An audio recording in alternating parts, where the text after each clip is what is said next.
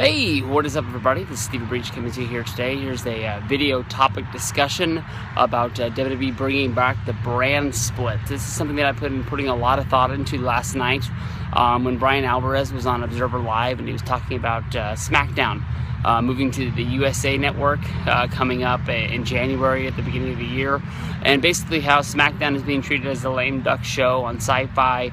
It's not that they don't appreciate Sci-Fi having their show on the network, it's just sort of like they're not going to put the number one sort of talent. Like John Cena doesn't really appear on SmackDown all that much, but come January, you know that SmackDown is going to get treated like it's a Monday Night Raw's brother. All of a sudden, it's a long-lost show. If you think about when SmackDown was moved this year around WrestleMania time, it was moved from Friday night to Thursday night to really try and shake up the ratings. It was supposed to be something that really gave SmackDown a jolt and really get people watching the show once again, thinking that Friday nights was a night for people to go out.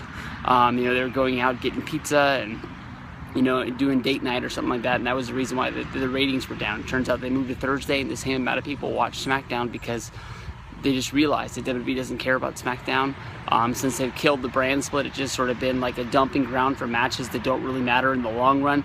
Maybe if something does get over, they just do it again right away on Monday Night Raw, and there, as if it never happened in the first place. When I think about what's been going down with wrestling, since SmackDown really hasn't mattered anymore. If I think about it, they do the brand split.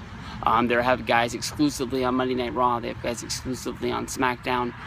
You're able to see less of them. If you think about what they've been doing with Bray Wyatt, if you think about his WrestleMania push where he was trying to call out Undertaker, we saw him on Raw, we saw him on SmackDown, we saw him on Fastlane. Week after week, we were seeing him time after time. Every show, you saw him just doing another promo, just talking about nothing, trying to get Undertaker to come out and fight him at WrestleMania. We all knew that it was going to happen, so you're just changing the channel to something else, or you're just basically not paying attention to it at all.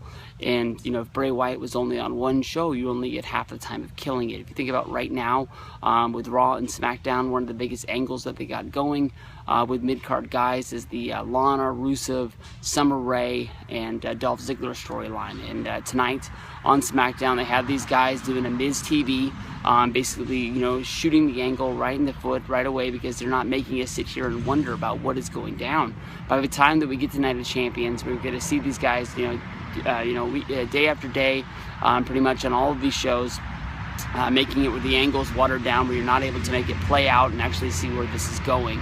I think with wrestling, less is more of some guys. Some guys you want to see on every show because they're such a big star that they put something over the top. But by having guys on different shows, you have guys you're able to keep apart from each other. If you think about Kurt Angle versus Brock Lesnar, that was a match that was separated because even though everybody wanted to see it, they made you wait all the way until WrestleMania 19 to see it. Or you can have dream matches such as Shawn Michaels going up against Kurt Angle at WrestleMania 21. Two guys were on two different shows, and you just always wondered what would happen if these two guys got into the ring, and they were able to do a few different matches like that. And Umaga versus Batista probably wasn't one of the biggest dream matches of all time, but that was another one that they kept apart until WrestleMania time.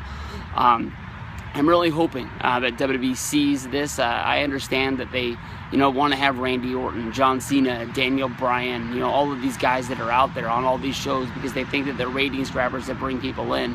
But honestly, I think people would care about it more. If you think about SmackDown when there was a brand split, every time they did a Raw draft, the Raw draft would draw a big number because people wanted to know who was on the move and where they were going. It was exciting to know that at any point anybody could be moved to any show. But then normally they would stack Raw, they would kill SmackDown, but people would emerge like a John Morrison or a Dolph Ziggler because they're out there. They don't have any huge expectations. Next thing you know, they're having these killer matches, and SmackDown's always been a real heavy wrestling show instead of storylines and sort of shock TV sort of things that drew people in to really watch where they were going. If you think about Chris Jericho on his podcast, he's talked about many times when he was drafted to Monday Night Raw, he was pissed because he loved being a part of that SmackDown wrestling show with Paul Heyman, knowing that he was going to be in a good spot. So I don't think it's going to happen, but I wish it would happen. I think it would make SmackDown matter more. And I think it would make it where on the USA Network, people would care about watching the show thinking that it mattered more.